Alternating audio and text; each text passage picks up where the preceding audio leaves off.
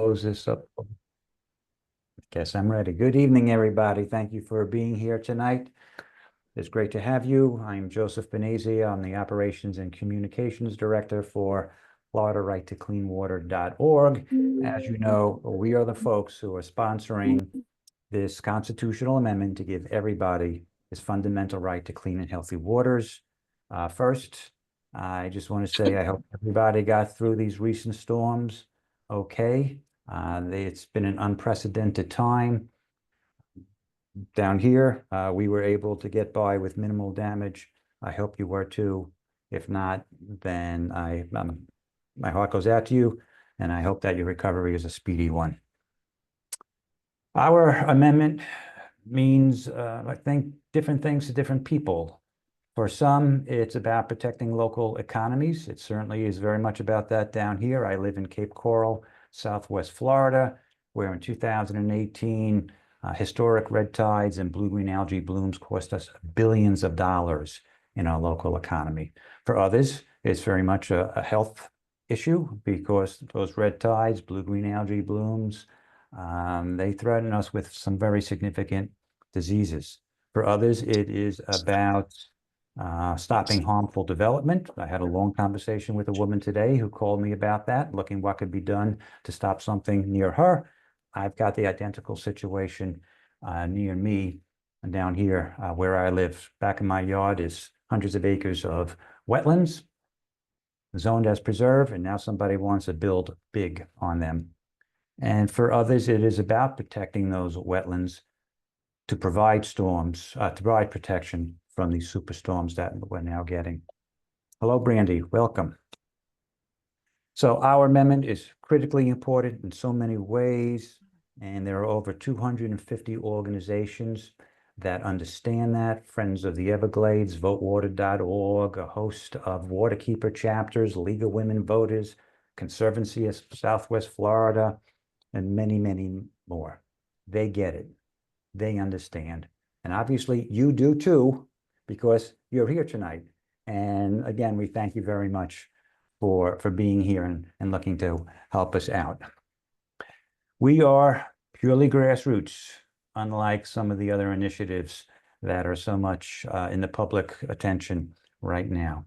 Everybody's a volunteer, but volunteer efforts can achieve game-changing results, such as what happened back in 1994 when a small army of volunteers gathered the bulk of 480,000 petitions and thereby qualified the gillnet ban for the 1994 state ballot. Absolutely astonishing. We are doing our best to take that strategy and walk away with as many petitions as we can. We're not going to get 480,000 petitions. Back then, they were not competing with a presidential election unlike any other. They weren't competing against absolutely high-profile, even explosive amendments, and they weren't dealing with hurricanes like we've been dealing with. It has been hard to garner the public attention, but you're here, and again, we thank you for that.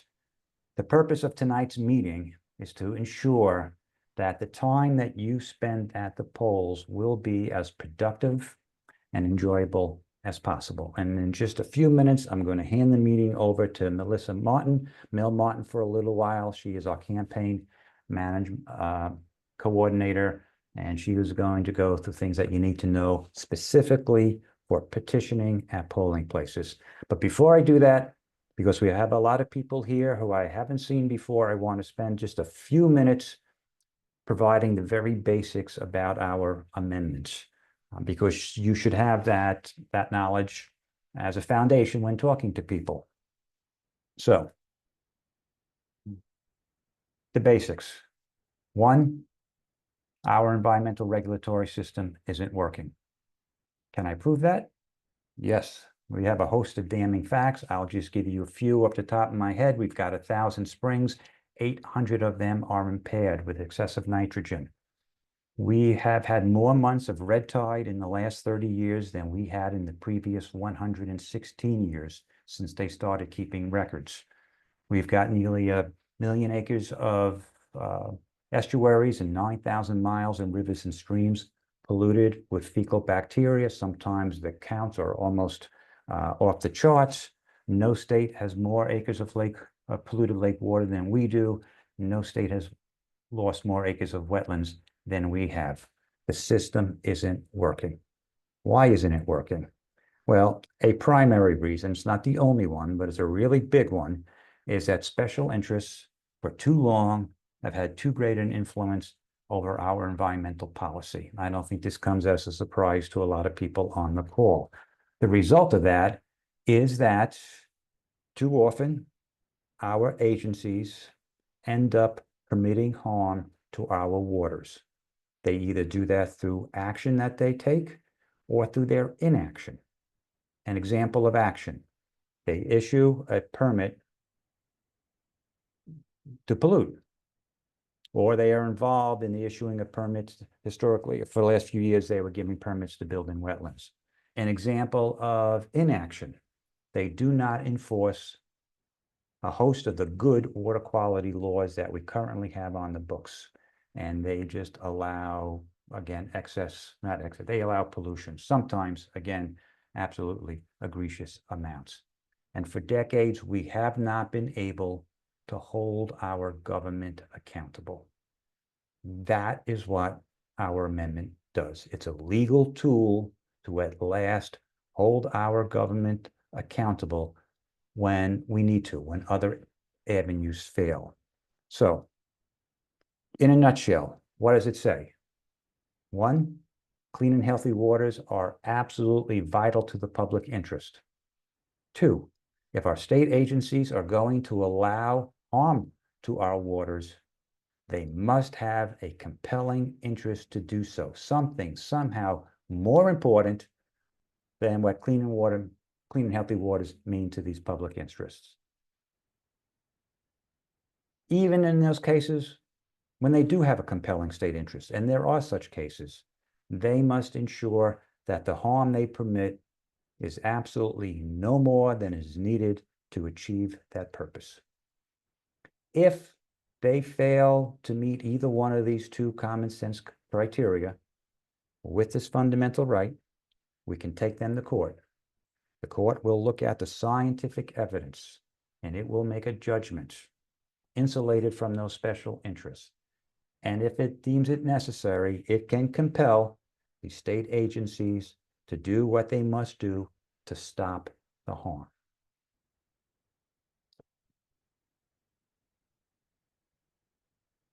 We have not been able to do that so far. That ability to hold the government accountable is because we would end up having this fundamental right. If we win, we don't walk away with a potload of money. Nobody does. What happens is that the agencies have to clean up their acts. They have to clean up their waters. And eventually, this could lead to system-wide change. So there is obviously a lot more to be said. That's everything in a nutshell. And I haven't shown you any slides because all this information we have available for you in a small brochure that Mel will make available to you later. It's a link in one of her documents. So, and I'm happy at any other time to sit down with folks and get into this more deeply, but that's the basis.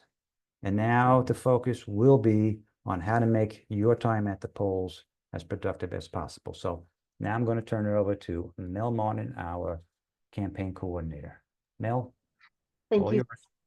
I appreciate it. And thank you all for joining us tonight. There are a lot of names and faces we have yet to meet, so that's exciting. And for those of you who are veteran ambassadors who have been out there pounding the pavement for years now, thank you for staying on and maintaining your dedication and commitment to this cause. It is one of the more important causes, and I can speak for myself and probably on behalf of a lot of people, but this is probably the best thing I can do with my time and energy right now. I have a luxury of being retired out of the Marine Corps, so I have got pension coming in. My husband's taking care of the rest, but otherwise it is, I've been, like everyone else, we're volunteering our time and energy. And despite probably a lot of our spouses or significant others saying, why aren't you getting paid for this? we are saying the payment will come at the end when we are when we are succeeding with the mission and we have mission accomplishment and we set something into the Florida Constitution that will protect not only our families and interests today, but for generations to come, unless and until Florida voters vote it out of the Constitution, which is not going to happen. Okay. So this is legacy making, history making type of timeline that we're on right now. And it's just, bottom line, exciting to be with you today. So I'll go ahead and share the presentation and start discussing what this is all about, what the what the polling, what the petition gathering at the polls is all about. So we have called it the Push to the Polls of 24. And like Joe said, this is a big, not so much fish in a barrel opportunity, but a very large opportunity for us to gain a lot of solid ground in the numbers game for collecting signatures. So it is definitely worth not just what you've done already, which is volunteering to sign up for it, but it's also worth continuing to spread it word of mouth and among your friends and colleagues, family, people you like to hang out with, to grab them and have them join you out there. And you have another set of clipboards ready to collect signatures. So this is, just because we're having a coordination meeting today does not mean we have stopped accepting signups. So between now until November 5th, we would love to continue to push out the call to action and have everyone that has the ability to do so to jump on board and help out. All right, so I wanted to start with this particular thing because it is central to your messaging, both verbally and non-verbally. Why is clean water in Florida so important to you? And only you can answer that. And hopefully you can answer it in perhaps between 5 or 7 words. The more essential, the more succinct you can make it, the more core truth it is, I would say. And why do you believe, even if you answer why clean water is so important, why do you believe this particular right is going to help protect what you love? And again, your experience and your background, your knowledge of the situation and the problem set will help to inform you answer that, again, very succinctly and clearly. Why is that important? Why is it important to answer these questions for yourself? Because one, people are going to be like, who are you and why should I care?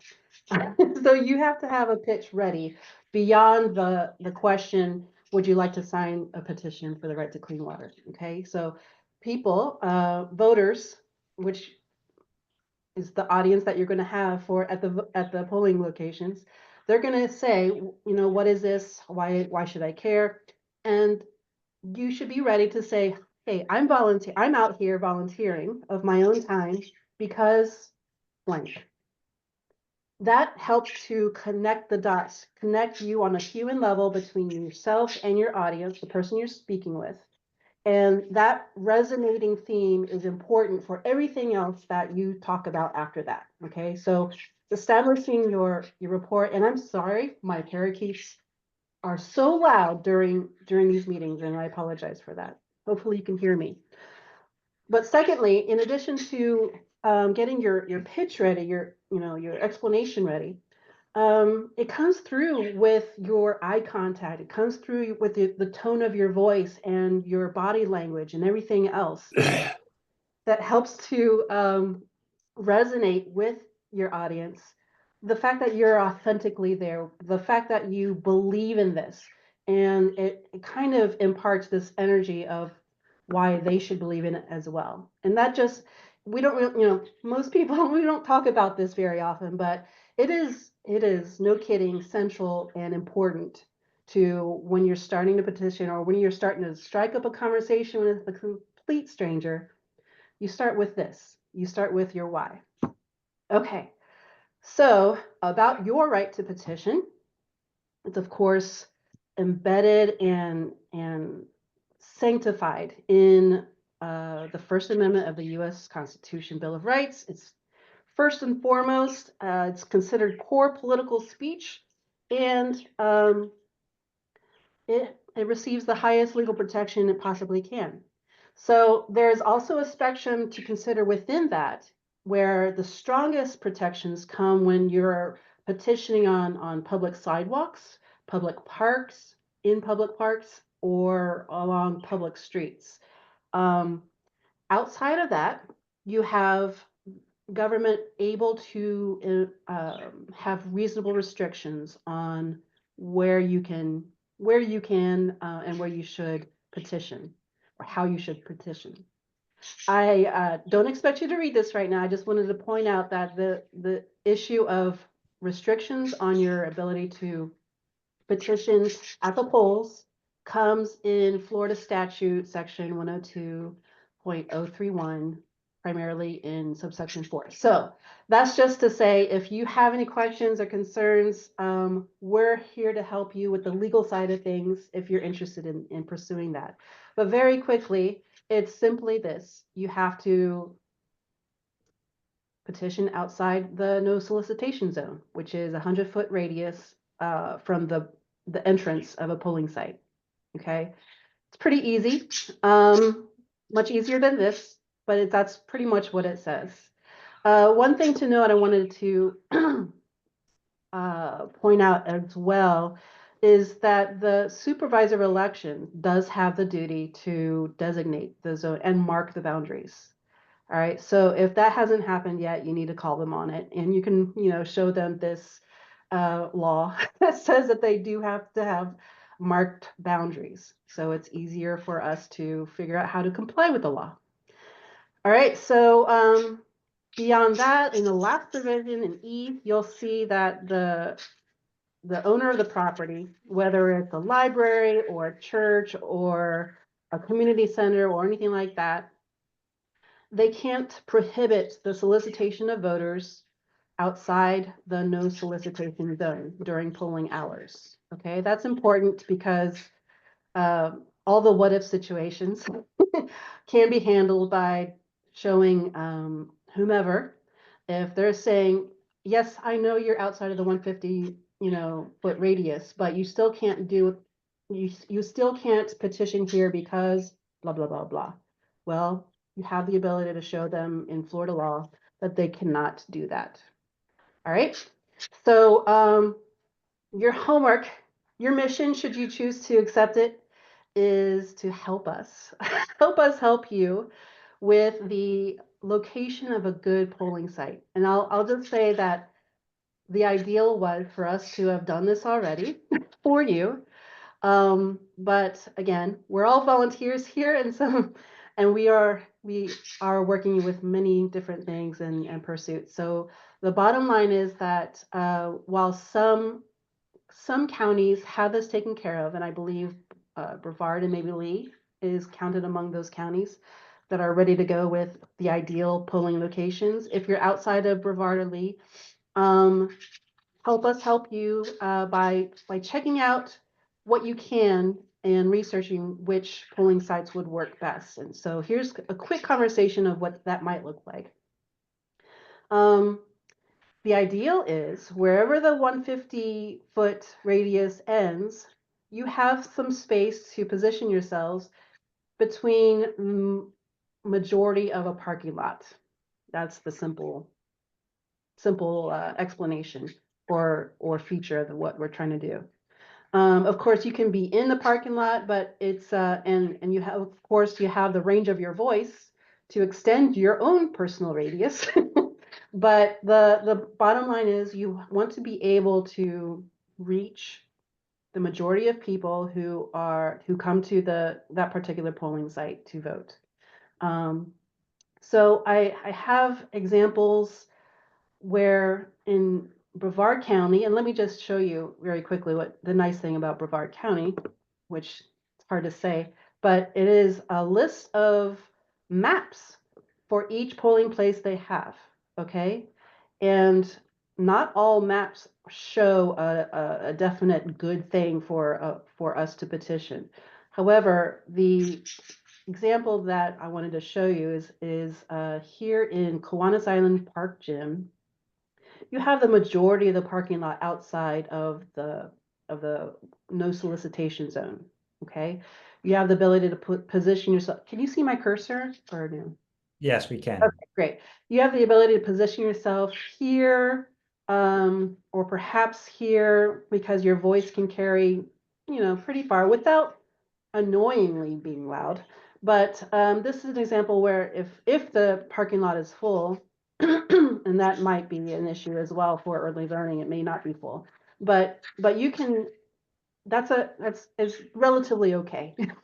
It's not ideal like this type of diagram would provide, but it's something better than other things. And I wanted to show you what other things would look like.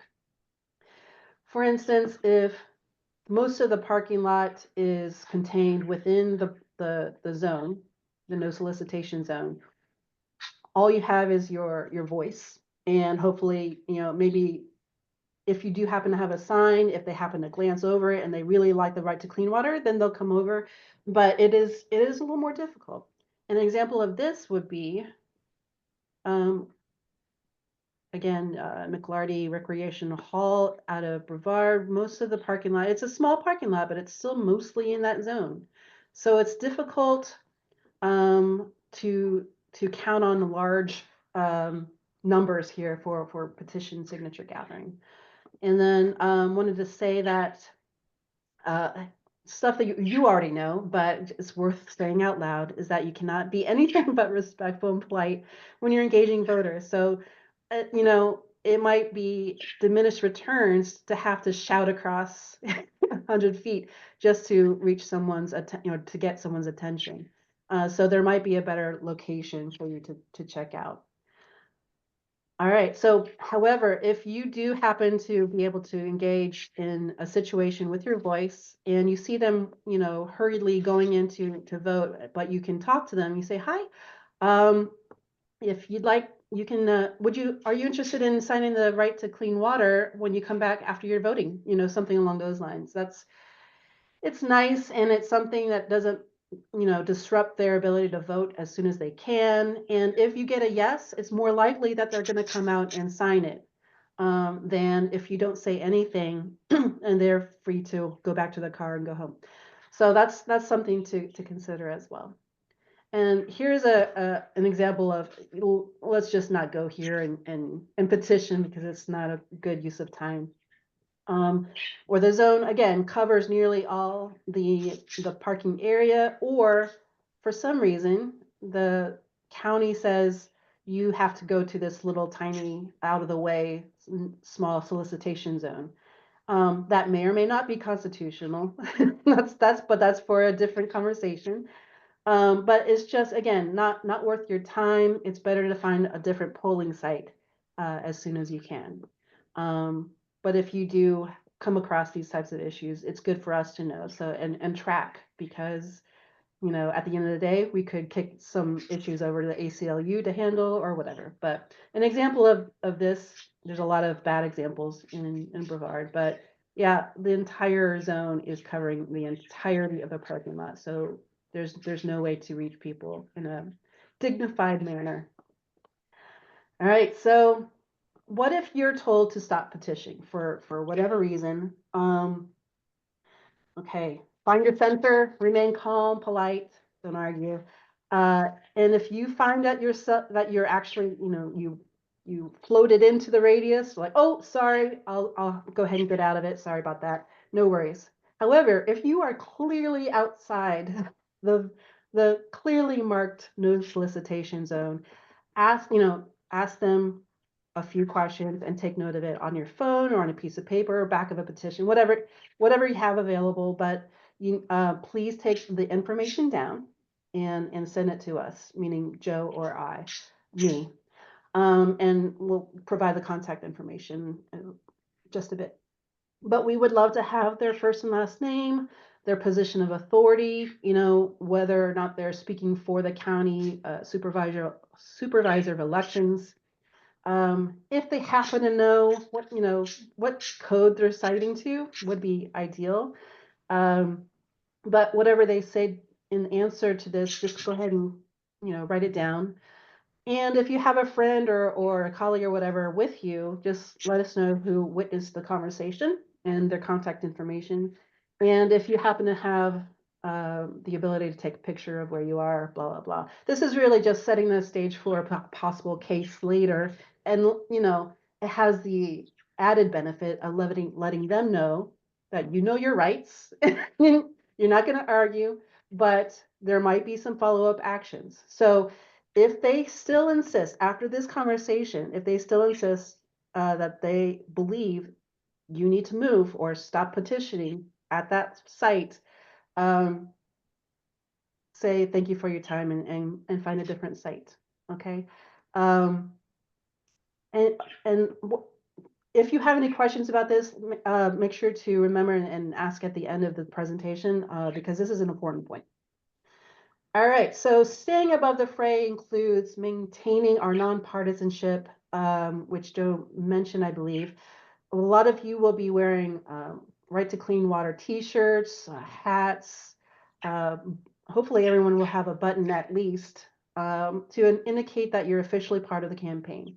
And that's important for credibility when you're approaching a stranger. They don't want to, they want to feel like you have your credentials for speaking to them.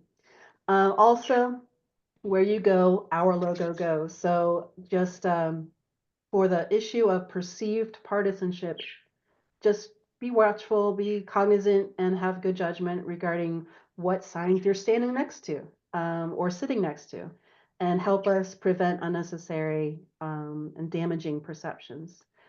Because the amendment is supported by folks across political lines, and we want to keep it that way. It is very important. It's a strategic must, let's just say. How to petition. And sorry if you all have, again, are seasoned veterans to this, but for those who this is their first time, I wanted to impart, it's fun. As an introvert, I can tell you, once you pop the bubble of talking to strangers, it is not that bad. It is something that is actually rewarding because in a way you get to pursue something that is very important to you and you're making real change just by mentioning it to a stranger that may not have heard about its existence. Okay, so in addition to getting a signature, you're helping to spread in a very important word in a very important way, because word of mouth is probably the most important thing, most viable means of raising awareness. Okay, so very quickly, and various volunteers might have their own style that they prefer. So this is just, if you don't know yet, this is something to start with and then feel it out for yourself. But a very simple question. and I'll just back up real quick and say, normally you preface with, are you a registered Florida voter? But if you're meeting folks at the polling stations that are voting, you don't have to ask that. So do you want the right to clean water in Florida? It would be weird for them to say no, but presuming that they say yes, or I think, or whatever, just offer them the ability to sign right away. If they're hightailing it to the door and it looks like you're not going to stop them for this, just say, would you like to sign the right to clean water after you're done voting? And again, like I said before, this is a nice hook for them to kind of like, it's kind of like a small subliminal pressure for them to follow up with you after they're done. It's weird, but it works. If you don't say anything and you're just presuming, oh, I'll catch them, internal voice, I'll catch them when they come out. There's less luck there for you to do that. And there's more luck for you if you say something and if you get it in their brain that they have something to do after they vote. Make sure you're always smiling, of course, and friendly and polite. So if and when they do ask you further questions, like what is this about? Who's behind this? How does it work? We do have guidelines for you in some material, one pagers and a trifold that you have the ability to review and become familiar with. Of course, there's also lots of information on the website. But again, however you answer, it's always helpful and very beneficial in starting with your personal pitch. I'm personally volunteering and using my time and energy for this because for me and my family, or just me or whatever, for me, this is why I'm here. And again, pitching your why at the very beginning is incredibly beneficial and resonating for the rest of your conversation. All right, so what to bring? Of course, bring what you need to survive. Protect yourself from the sun, from the weather, like if it's going to rain. You don't have to, I'm not saying get an umbrella and stay out there, but just, use your, your good judgment about what's going on. Make sure that you bring your water source, though. That I can say must do. For obvious reasons, but hydrate throughout your time there, please. And if you would like to bring a folding chair, feel free. And you can just set it near you or, in the shade or wherever. And again, if you bring it to a table of people or groups or you want to share someone's tent, just again, be cognizant of what other signs are right next to the logo. And if it's going to be controversial signs, no worries, just face the other way. That's all we ask. Yeah, use your best judgment. So for the petitioning gear, so the ideal, and as you all know, the coordination meeting was supposed to happen many moons ago, maybe one moon, but many weeks ago. So we could ensure that everything, the logistical stuff, the buttons and blank petitions and things got out to you in time before early voting started for wherever you would like to go. So the current situation is we're going to do our best to make it happen. Sometimes there might be buttons or blank petitions or clipboards or something really near you. Or sometimes we'll have to mail some stuff out for you in the next day or so. So either way, we're going to do our best to connect the dots and make sure you have what you need. But outside of the highlighted text, you'll see that you can have more, more pens and more clipboards than one to account for the ideal that you'll have multiple voters signing at the same time. That's nice, especially on election day. That's probably a more likely scenario. If you have a tote bag to carry all your stuff, including a folder to protect your petitions from the weather, from wrinkling, whatever you want to call it. But the bottom line is coordinate with your local campaign lead. And that can be a county captain. It can be the regional coordinator for where you are. It could be Joe or me. It could be. So we're going to figure out in the next day or so the follow-on steps to ensure you have whatever you need. Okay, so what to do when they hand back the petition? The first thing you want to do is take a few quick moments before they leave to ensure they filled it out legibly and completely, especially the signature and date blocks. If there's time and if you have the ability to, and you're just going to have to feel it out for yourself, but just let them, if they felt really positive about it, just make sure they know there's a lot more that can happen to support the cause, to include volunteers, to include donations. And I like to couch it in, if you can't volunteer, there's, please consider donating. And things like that. So whatever support that you can relay or impart, or what they can provide, please make sure that they know that there's much more they can do. And of course, we have a website and social media to follow. So at the end of the day, at the end of your shift or your session, just make sure you know where to deliver the signed petitions, especially. Of course, you can keep the rest of the stuff for your next adventures in petition collection. But as far as where the signed petitions go, it could be a local drop off. It could be here's a few dollars for you to please send them to the headquarters, especially if there is no campaign lead near you. But either way, that's going to be part of the conversation in the next few days regarding next steps. Okay.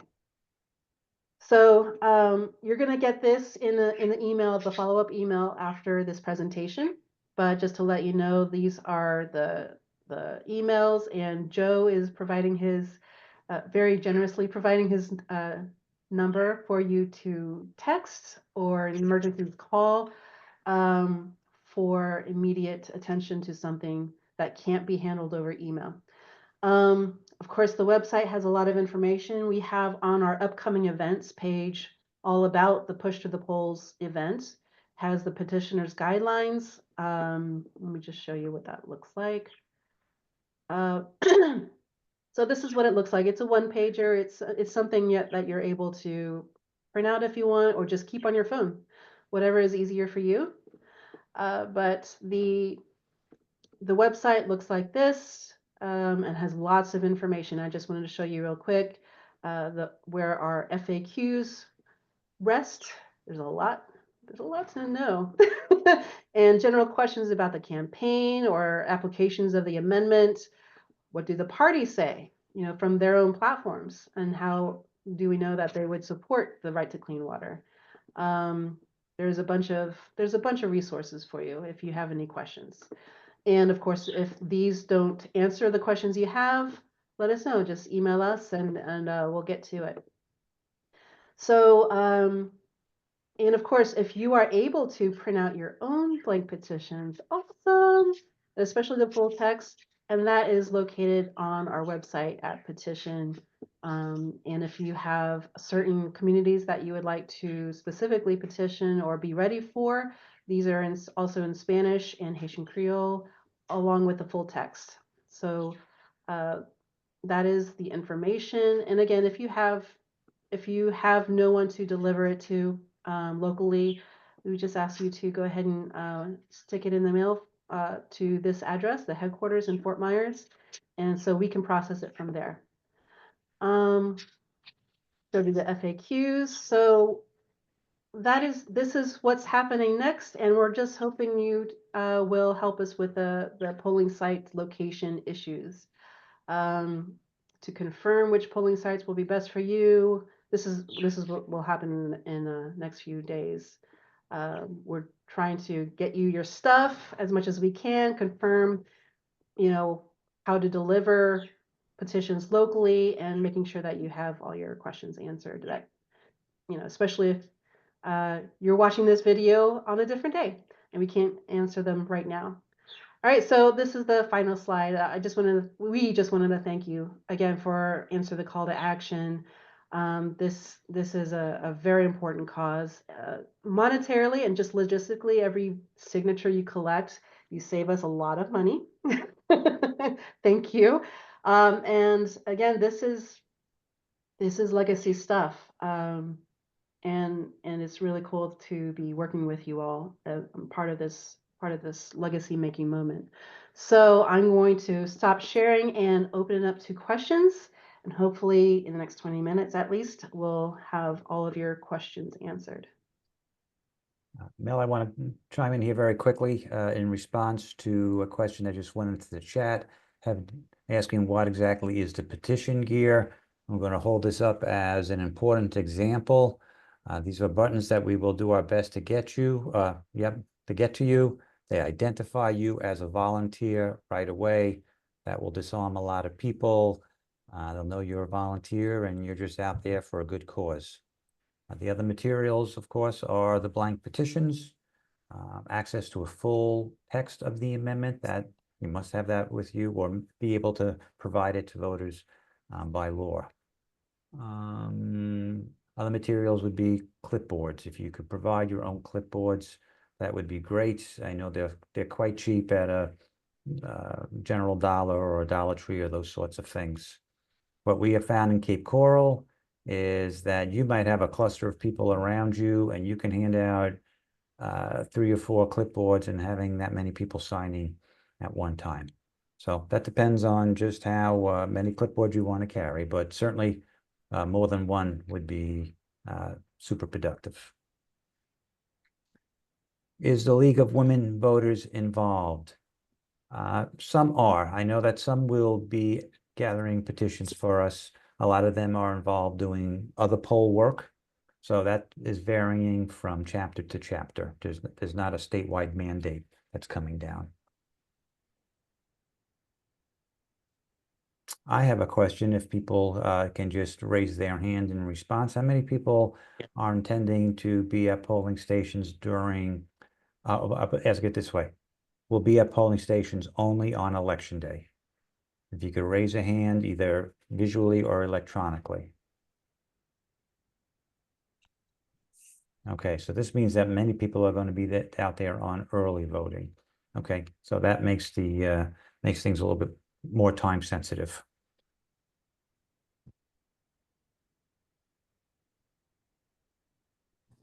Kathleen, did you have something?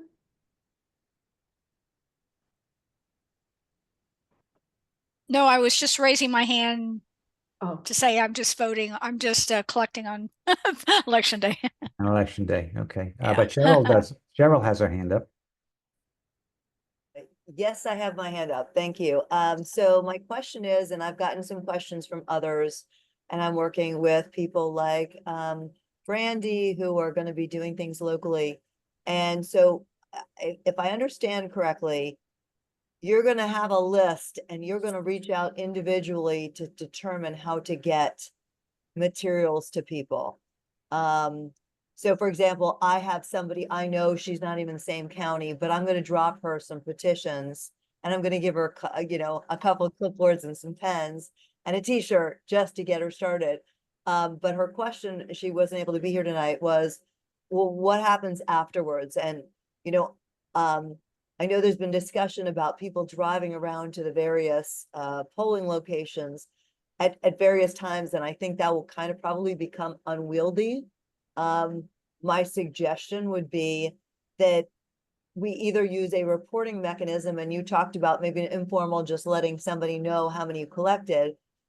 But even if there's a form or something that they can do where they can say, here's my address, here's how many I have.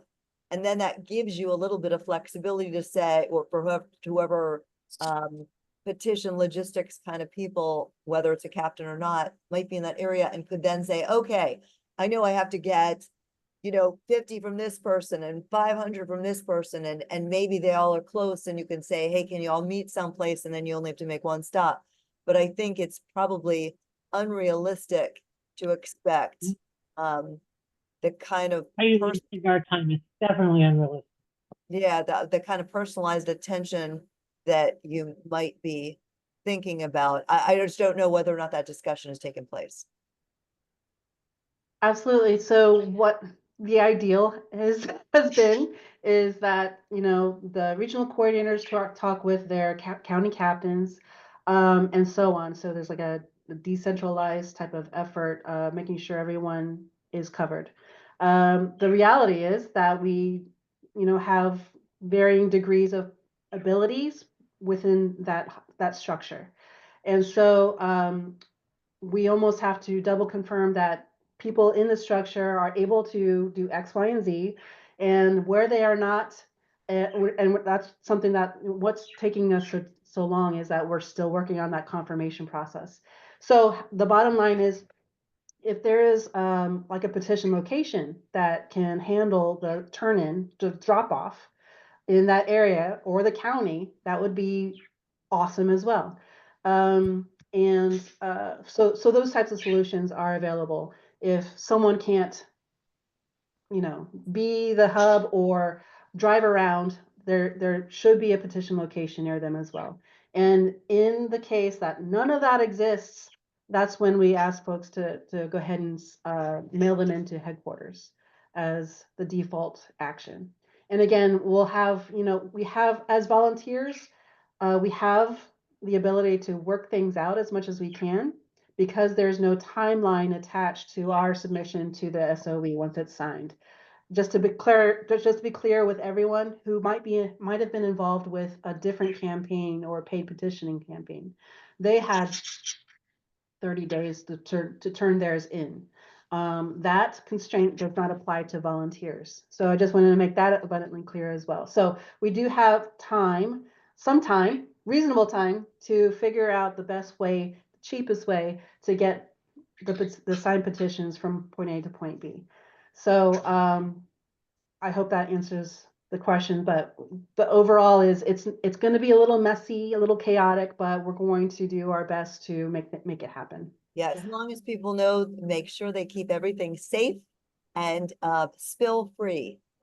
So, because going through all that effort and then finding somebody ends up with a cup of coffee on it, I don't even put signed petitions anywhere near any kind of beverages or food. I stick them on chairs, completely separate from everything else. But the longer you hold on to them, the greater the risk of loss or spillage. That's just always the concern.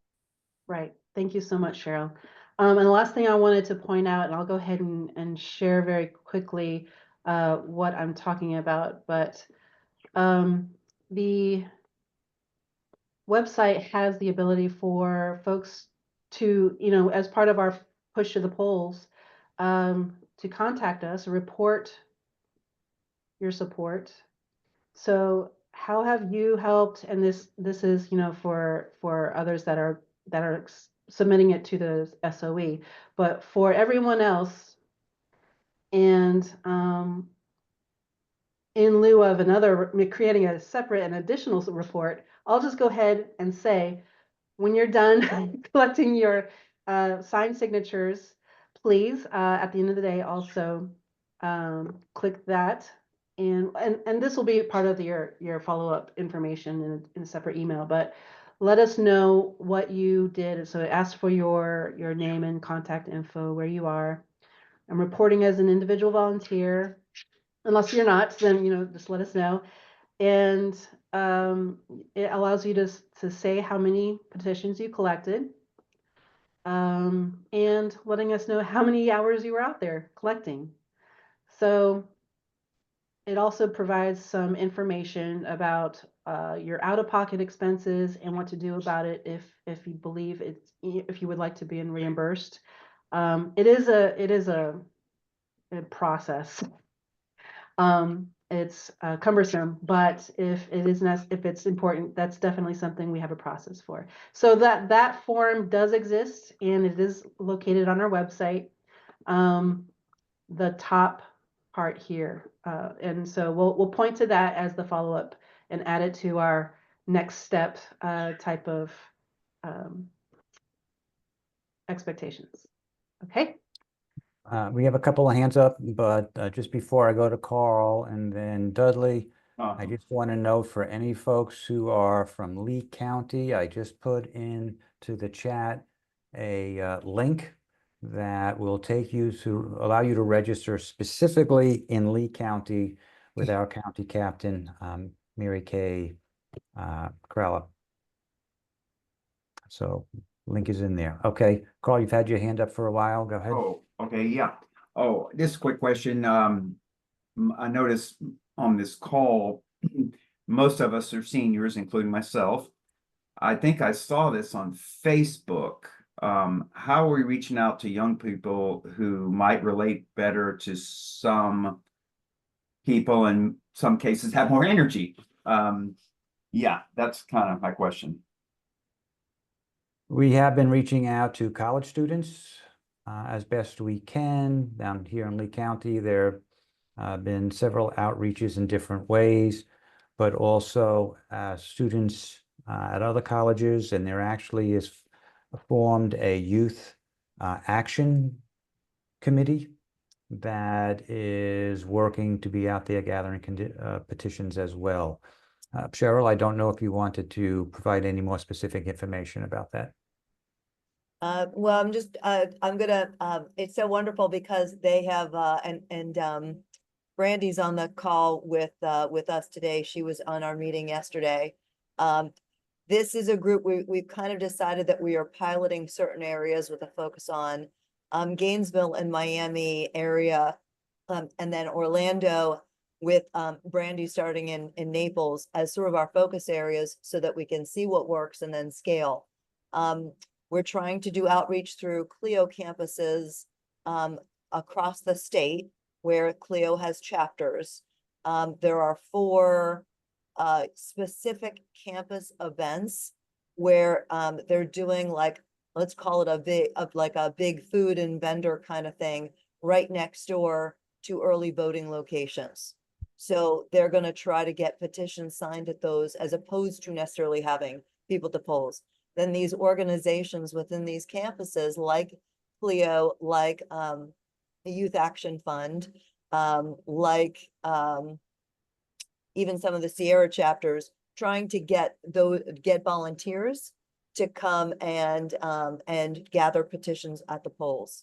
So we do have youth who are engaged, and then they're trying to get a lot of other people to join in. Given the state of what they all have going on, we think that it's just going to be mostly, with the exception of those events and a couple of Halloween events that they think they'll be able to do to join in.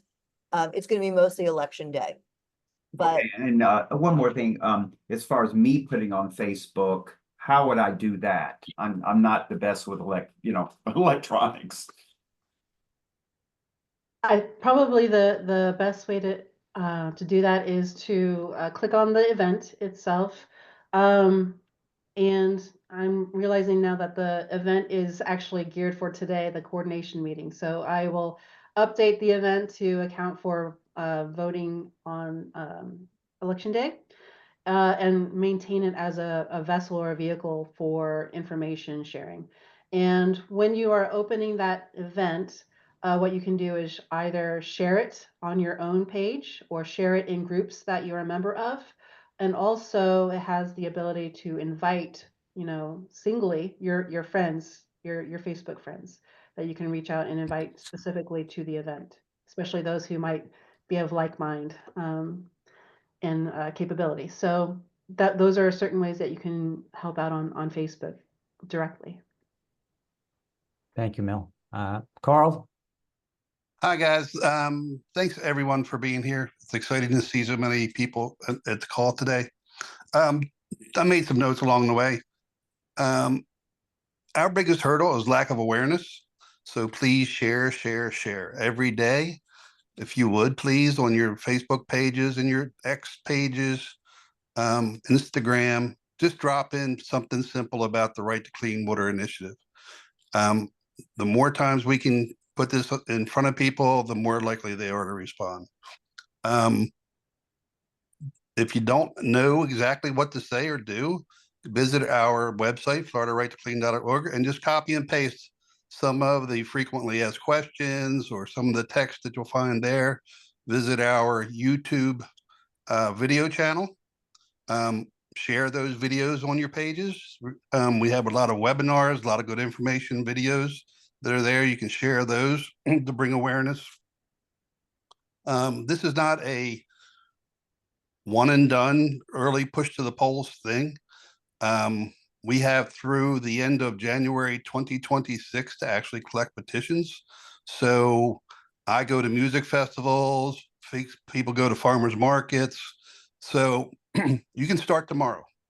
And then you can start on November 6th, right after the election. Every opportunity and every day you have available.